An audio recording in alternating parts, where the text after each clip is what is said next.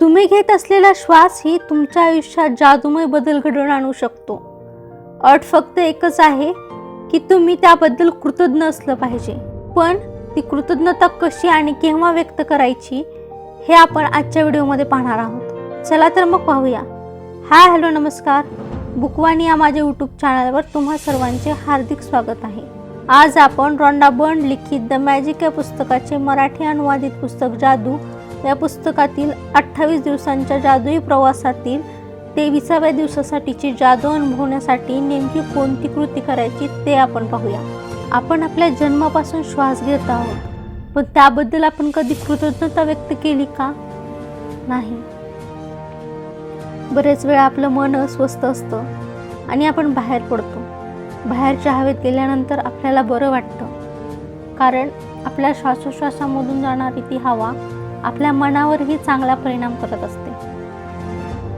आता आपण नेमकं आपल्या श्वासाबद्दल कशी कृतज्ञता व्यक्त करायची याची कृती पाहूया. जादूची कृती क्रमांक 23. तुमच्या श्वासातील जादू. यातील पहिली पायरी, तुमच्या वरदानांची मोजणी करा. 10 वरदानांची यादी करा. त्यातील प्रत्येक वरदानाबद्दल तुम्हाला कृतज्ञता का वाटते ते लिहा. तुमची यादी परत एकदा वाचा. शेवटी त्या वरदानाबद्दल शक्य असेल तेवढी कृतज्ञता व्यक्त करा आणि आभारी आहे, आभारी आहे, आभारी आहे हे शब्द उच्चारा. यातील दुसरी पायरी, आज दिवसभरात जाणीवपूर्वक 5 वेळा थांबा. तुम्ही ज्या हवेत श्वासोच्छ्वास करत आहात त्या हवेबद्दल विचार करा. प्रत्येक वेळी जाणीवपूर्वक 5 वेळा श्वास घ्या. प्रत्येक श्वास घेतल्यानंतर तो आत जाताना चालींचा आणि श्वास सोडताना होणाऱ्या आनंदाचा अनुभव घ्या. त्यातील तिसरी पायरी, तुमच्या 5 श्वासोच्छ्वासाचा एक संच पूर्ण झाला.